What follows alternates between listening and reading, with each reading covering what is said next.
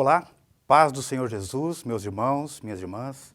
É com muita alegria que estamos aqui na segunda aula do nosso terceiro trimestre, a lição de número 2, que traz por título Despertamento Espiritual, um milagre. O texto áureo nos diz: "E isto digo, conhecendo o tempo que já é hora de despertarmos do sono, porque a nossa salvação está agora mais perto de nós do que quando aceitamos a fé." O texto é tirado de Romanos, capítulo 13, versos 11. E a verdade prática traz o seguinte ensinamento: o despertamento espiritual é uma consequência da submissão à vontade de Deus. Na história de Israel, surgem grandes impérios que acabam, de alguma forma, influenciando a vida do povo de Deus. Na primeira aula desse trimestre, vimos que Daniel foi levado ao cativeiro da Babilônia, onde permaneceu até a sua morte. Contudo, antes que ele morresse, um outro império assumiu o poder sobre o antigo Oriente Próximo. Conforme profetizado por Isaías, Ciro, que o Senhor chama de seu ungido, assume o poder. O texto hebraico traz a palavra Mashiach, ou seja, Messias. Ciro, filho de Cambises I e fundador do Império Persa, venceu Creso de Lídia, tomou a Babilônia e ficou senhor de toda a Ásia Ocidental. É durante esse período que surgem no palco da história de Israel Esdras e Neemias, ambos israelitas que viviam no exílio babilônico. O livro de Esdras, que nos fornece o trecho da primeira leitura bíblica em classe, traz o seguinte registro em Esdras, capítulo 1, verso 1 a 4.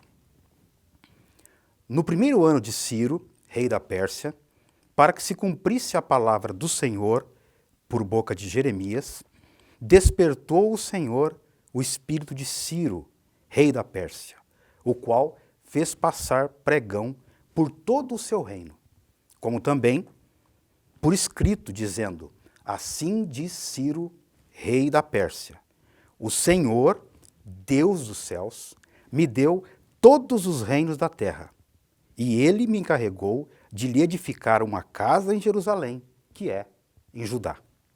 Quem há entre vós, de todo o seu povo, seja seu Deus com ele, e suba a Jerusalém, que é em Judá, e edifique a casa do Senhor, Deus de Israel.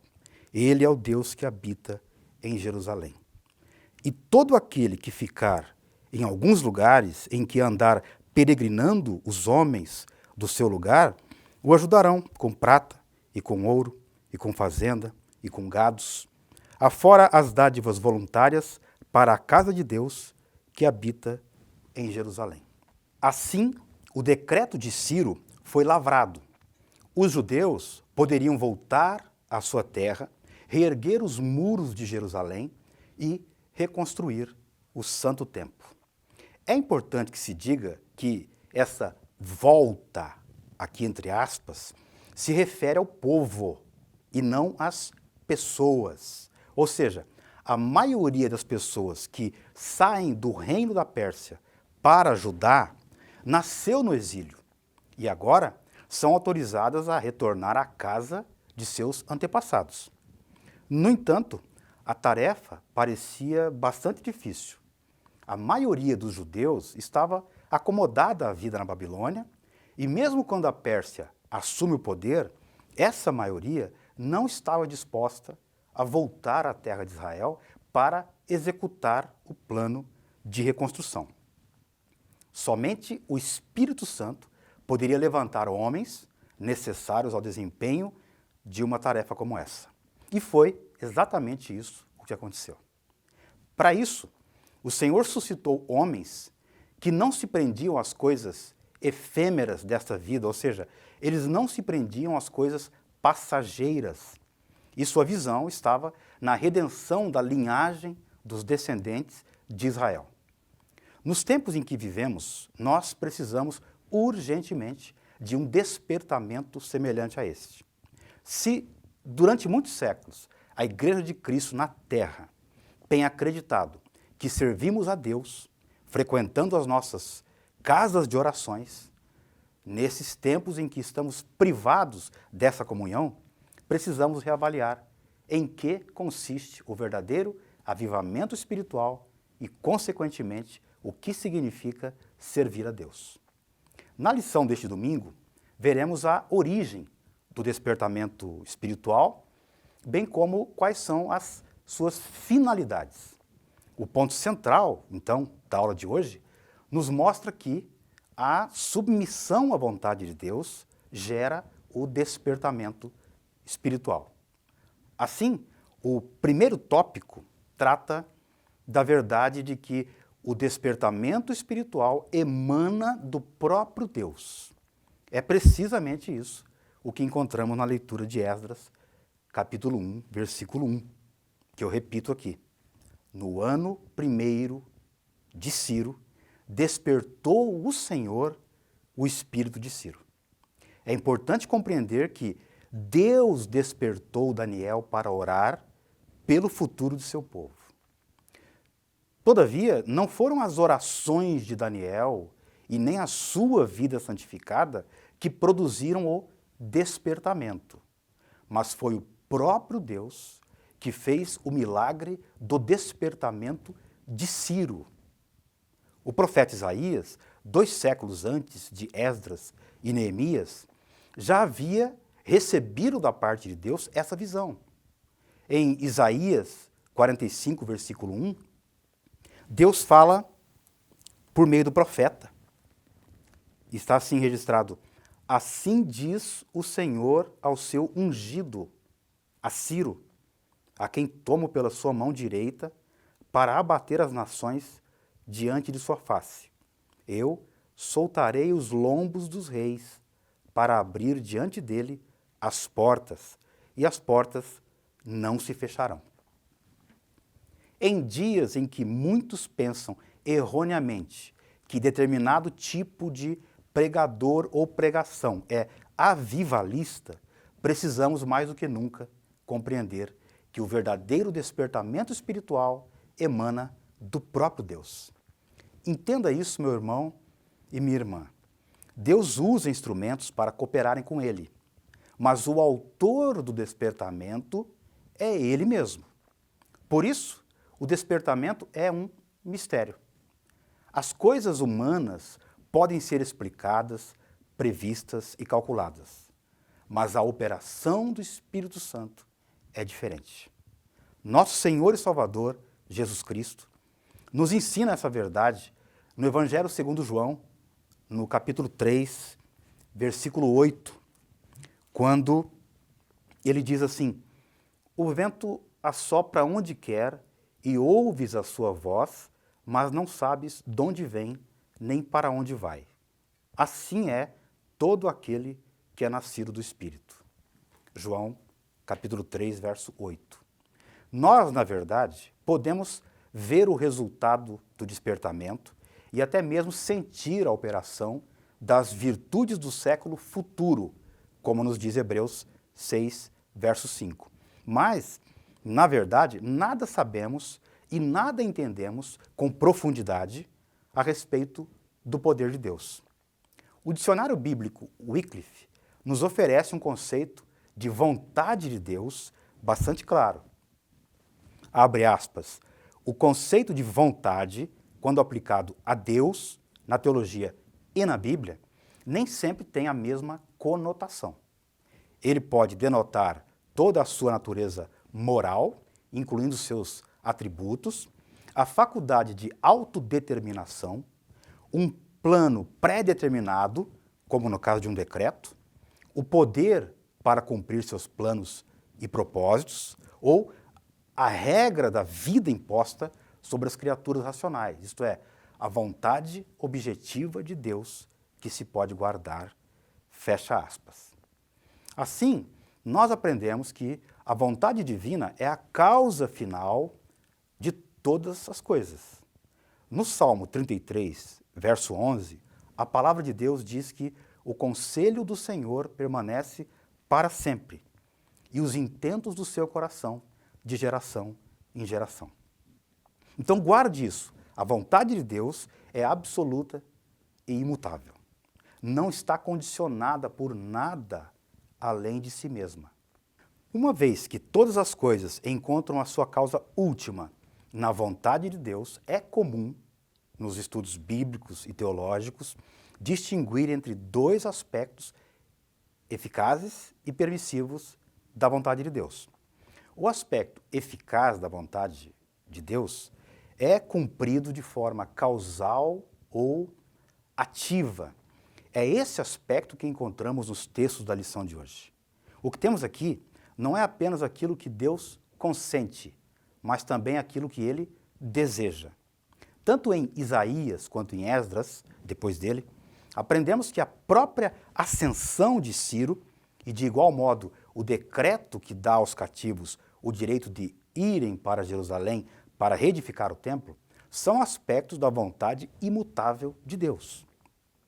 Uma vez que se trata da vontade imutável de Deus, hoje, Ele não apenas quer, mas Ele produz um despertamento espiritual na vida da igreja que entende e, acima de tudo, cumpre a sua vontade.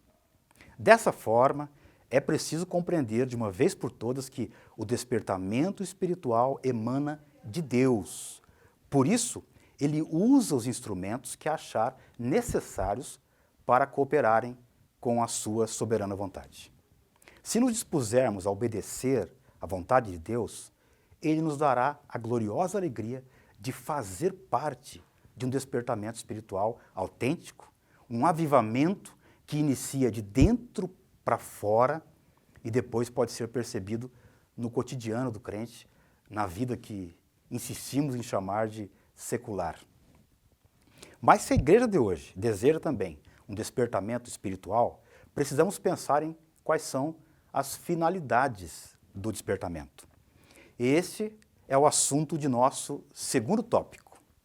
As finalidades, ou seja, para que a igreja precisa de um despertamento espiritual? Que resultado esperamos? Será que o avivamento está ligado somente à forma como celebramos nossas reuniões?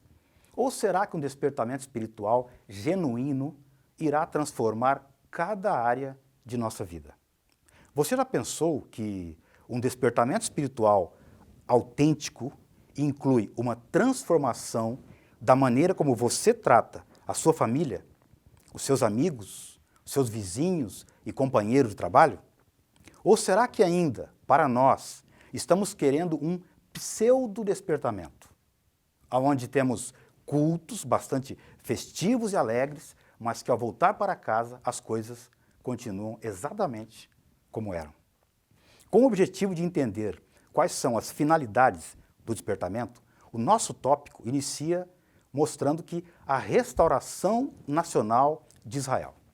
Observe que essa restauração se dá a partir de um rei idólatra que Deus escolhe como seu ungido.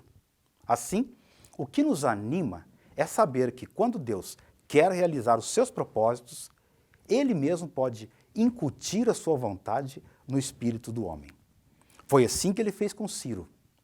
O rei Ciro, fundador do reino da Pérsia, foi despertado por Deus, que incutiu a sua vontade no seu espírito, dominado pelas tradições, pela idolatria, a fim de que ele cumprisse os seus desígnios, ou seja, os desígnios de Deus relativos ao povo de Israel, conforme havia falado pela boca do profeta Isaías cerca de 180 anos antes, conforme já mencionamos na leitura do texto do profeta.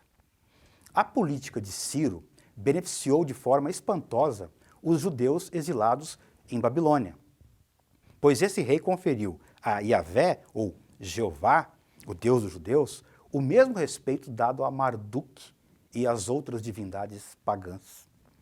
A consequência lógica de sua política foi o decreto que permitia aos judeus o retorno à sua terra. Assim, em fiel obediência a Yahvé, Ciro decidiu repatriar o povo judeu. Providenciou autorizações para que eles voltassem e reconstruíssem a cidade e o templo para o seu Deus. Quando o propósito de Deus chegou ao conhecimento de Ciro, era um fato já aceito e aprovado por ele e logo foi consumado. É por isso que, logo no início de seu reinado, o rei Ciro proclamou um édito autorizando os judeus a retornarem a Jerusalém e a edificarem a casa do Senhor, em Jerusalém, que é em Judá, como lemos em Esdras 1, verso 2.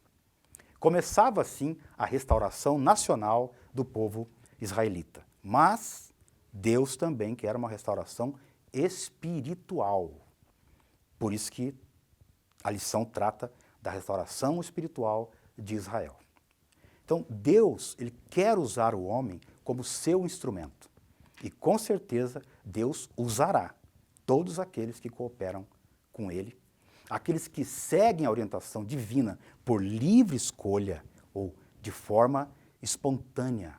O homem é livre para obedecer ou não à orientação divina. E, infelizmente, a vontade humana ainda carrega a mácula do pecado no corpo ainda corruptível.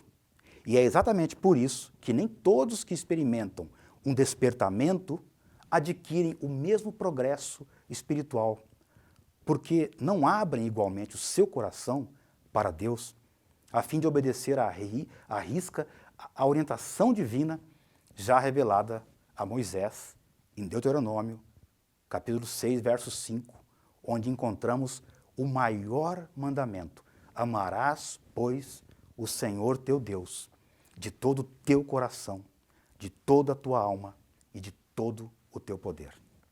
Agora, se durante a sua vida em liberdade, antes do cativeiro babilônico, o povo de Israel havia se desviado dos caminhos de Deus, durante o cativeiro, o povo israelita havia assimilado muitos dos costumes dos babilônios, mas havia aprendido uma lição a respeito da vontade de Deus em não servir aos deuses das nações, não adorar aos ídolos. Antes do exílio, Israel estava espiritualmente enfermo, dos pés à cabeça.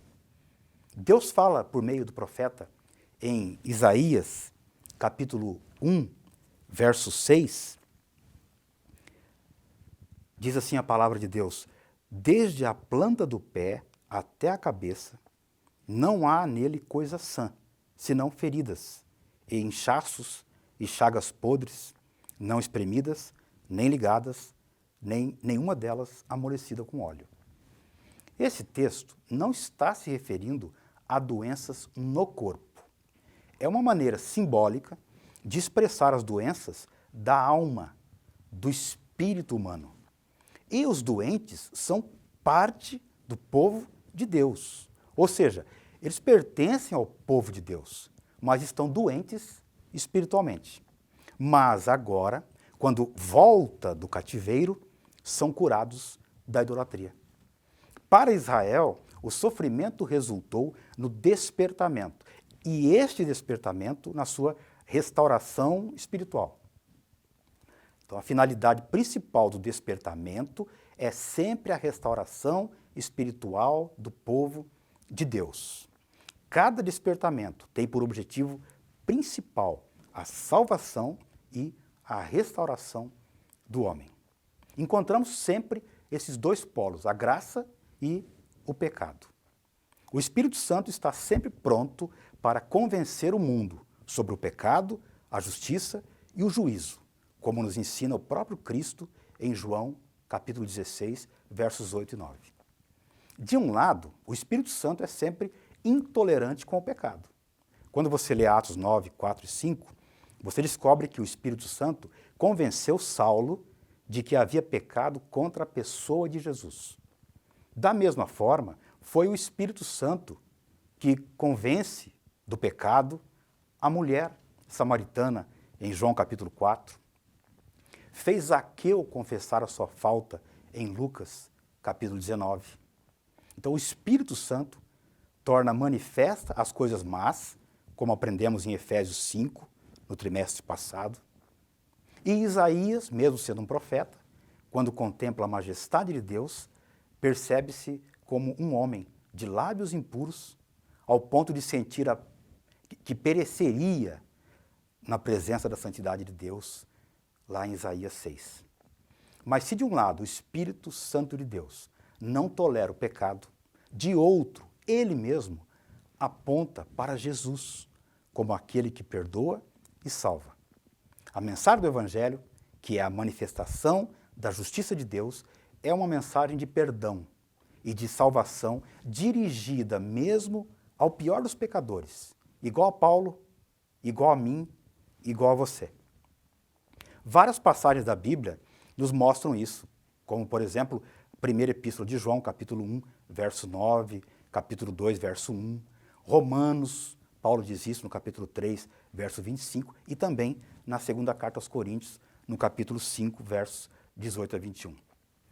Este era o ensino nos dias dos apóstolos e deve continuar sendo nos dias de hoje, pois a palavra de Deus não muda e as nossas necessidades espirituais também não mudam. Então guarde essa verdade no seu coração. A finalidade do despertamento envolviam as restaurações nacional e espiritual de Israel. A primeira restaurou a pátria e a segunda restaurou o homem da idolatria dos deuses pagãos do exílio. O terceiro tópico de hoje ensina que Deus cumpre as suas promessas. O primeiro item trata disso mesmo. Ele diz assim, a fidelidade de Deus em suas promessas. Por meio do despertamento que Ciro recebeu, Deus cumpriu literalmente a sua palavra em relação ao retorno de Judá à sua terra, conforme havia sido profetizado, tanto por Jeremias como por Isaías principalmente. Se bem que atualmente tem sido muito frequente pessoas fazerem todo tipo de promessa para a satisfação da carne e atribuírem isso à vontade de Deus. E eu falo aqui das genuínas promessas de Deus. Aquelas que têm por principal objetivo a realização de seus propósitos através da história humana. Mais uma vez, o dicionário bíblico Wycliffe destaca que o apóstolo Paulo demonstra que a promessa de Deus tem a qualidade de uma aliança, porque cada palavra de Deus é segura e certa. Livre do legalismo e da dependência do esforço do homem. Para entender isso, basta ler textos como Romanos capítulo 4, Gálatas capítulo 3 e Hebreus capítulo 11, por exemplo. Então, por causa de sua fidelidade, Deus renova as suas promessas de bênçãos. Em cada despertamento espiritual que encontramos na história do povo de Deus, tanto na Bíblia quanto na história da igreja, Deus vivifica e renova as promessas de bênçãos para o seu povo. O Espírito Santo revela as riquezas escondidas em Cristo, isto é, as riquezas de glória que Cristo conquistou na cruz do Calvário, para dar àqueles que o servem. Também aprendemos em Efésios 1:8, no último trimestre. O Novo Testamento ensina que o batismo com o Espírito Santo é uma bênção que faz parte dos rudimentos da doutrina, como diz Hebreus 6. No despertamento que operava no tempo dos apóstolos, eles faziam questão de que todos os convertidos recebessem esta maravilhosa unção do alto, o batismo no Espírito Santo. Os dons espirituais também fazem parte das bênçãos que Jesus deseja dar por meio do despertamento. E é muito bom saber que Deus ainda deseja despertar os corações para ter fé renovada na cura do corpo, também resultado da morte expiatória de Jesus. O Senhor Jesus afirma isso em Marcos capítulo 16. Mas, se você já percebeu ou já recebeu a Cristo, ou mesmo que você seja batizado com o Espírito Santo, saiba que Deus renova a fé dos abatidos. Para muitos de nós, essa situação de ser privado de um culto público, da comunhão com os irmãos, talvez tenha sido motivo de abatimento ou mesmo de apatia espiritual. Mas na lição de hoje, somos lembrados de que, pelo despertamento, Deus cria um ambiente de fé, de expectativa e de oração. O despertamento nasceu da oração e só poderá prosseguir se continuar acesa a chama da oração. No Antigo Testamento, não se podia deixar apagar o fogo no altar de incenso. Do mesmo modo, Deus quer que o fogo do Espírito Santo não se apague em nossos corações, mas sim que continue aceso hoje, como foi no dia de Pentecoste. Para isso, eu e você precisamos perseverar na oração incessante, na constante busca do Senhor através de sua palavra. Lembre-se, Deus é fiel em cumprir suas promessas dadas ao seu povo. Além de vivificar e renovar as suas promessas, Ele também renova a fé dos que estão abatidos. O quarto e último tópico leva ao seguinte título: o despertamento torna os homens obedientes à palavra. Talvez aqui esteja o cerne da nossa aula. Não podemos confundir avivamento com animamento. Um culto animado nem sempre reflete um culto avivado. Um despertamento genuíno transforma nosso culto, é verdade, mas também transforma a nossa vida. E isso deve ser percebido em qualquer ambiente. O avivamento ou despertamento será sentido ou refletido nos ambientes comuns do nosso cotidiano.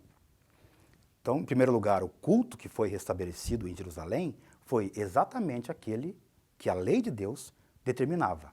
Isso está lá em Neemias 12. Não foram introduzidas novas formas de culto, nem qualquer mistura de doutrinas babilônicas. Muitos cultos de hoje, até mesmo no meio pentecostal, estão repletos de doutrinas de homens e de costumes judaicos que nunca fizeram parte da autêntica liturgia cristã. A reforma teve início há pouco mais de 500 anos e ainda trazemos traços de preceitos humanos que se infiltraram na igreja durante todo o período medieval. Entendam isso, meus prezados. O despertamento dado pelo Espírito Santo faz com que os crentes desejem intensamente ser fiéis à palavra de Deus. Paulo escreve às igrejas da Acaia dizendo: para que em vós aprendais a não ir além do que está escrito. 1 Coríntios 4, verso 6. O crente despertado inclina-se a guardar os estatutos de Deus até o fim. Salmo 119, 112 usa essa expressão. Até o fim, na palavra de Deus, muitas vezes não quer dizer fidelidade a Deus até o final de nossa vida. Mas ser fiel a Deus, mesmo que isso signifique o fim de nossa vida. Ou seja, mesmo que tenhamos que morrer por isso. Essa forma de proceder, essa atitude do crente, essa é uma das bases para a comunhão uns com os outros. É o que diz o salmista no Salmo 119, 63. Companheiro sou de todos os que te temem e dos que guardam os seus preceitos. Com isso, aprendemos que um dos resultados do despertamento é a obediência dos homens à palavra. Para o povo de Israel, depois que houve o despertamento no retorno do exílio babilônico, não houve a introdução de qualquer mistura de cultos pagãos entre o povo de Deus. Então veja, o que é um despertamento espiritual? Antes de tudo, é um retorno à vontade de Deus. Todas as vezes que os crentes voltam aos princípios das Sagradas Escrituras, dá-se um despertamento espiritual. Foi assim no tempo de Josias e na época de Esdras. Até mesmo Timóteo, obreiro fiel, precisou ser exortado a despertar o dom que havia recebido do Senhor. O apóstolo Paulo o exorta na segunda carta, que leva o nome daquele servo de Deus. E o mesmo se verifica quando o povo de Deus hoje predispõe-se a executar as tarefas que o Senhor lhes entrega. Mas o que é necessário para se viver um grande despertamento espiritual? Em primeiro lugar, é necessário se voltar às Sagradas Escrituras e esposar todos os seus princípios, ou seja, praticar aquilo que elas nos ensinam. Para isso, devemos ou devem cair por terra todas as nossas conveniências e comodidades. Não importa muito o que sentimos ou deixamos de sentir em nosso coração. Somente a vontade de Deus é a que interessa. O grande avivamento de Josias começou exatamente quando líderes do povo começaram a examinar detidamente as Sagradas Escrituras. O despertamento espiritual do povo cativo começa com um retorno a Deus e a sua palavra. Sem obediência, não há despertamento. Em segundo lugar, é necessário buscar com redobrado fervor a presença de Cristo. Certo teólogo lembra que a história se cala acerca dos avivamentos que começaram sem oração. Todos sabemos disso. Não existe nenhum relato de avivamento que não começa com oração e devoção às Escrituras em obediência. Quer nos tempos bíblicos, quer nos dias de hoje, não pode haver avivamento sem oração. É um pressuposto básico do qual não podemos fugir. E em terceiro e último lugar, não podemos perder o nosso primeiro amor. A igreja de Éfeso, exortada lá no livro de Apocalipse, por exemplo, sofria deste mal crônico. Exteriormente, não poderia haver igreja tão ortodoxa, doutrinariamente correta como aquela. No entanto, estava longe de seu primeiro amor. Então aprendemos que, mesmo havendo ortodoxia em nossa doutrina, ou seja, mesmo que ensinemos as doutrinas corretas, isso por si só não basta. É preciso fazer tudo com amor.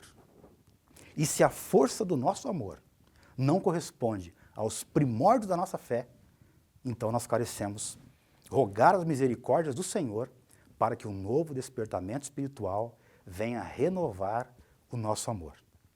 Que Deus possa gravar no nosso coração as verdades aprendidas na aula de hoje. Que os genuínos despertamentos espirituais emanam do próprio Deus, que Ele faz isso por meio daqueles que se colocam integralmente à sua disposição e que o resultado é demonstrado em todos os aspectos da nossa existência. O despertamento espiritual autêntico conduz os crentes a desejarem ser mais fiéis à palavra de Deus. Que Deus vos abençoe. Que Deus esteja conosco. Até o próximo encontro, se Deus quiser. Paz do Senhor.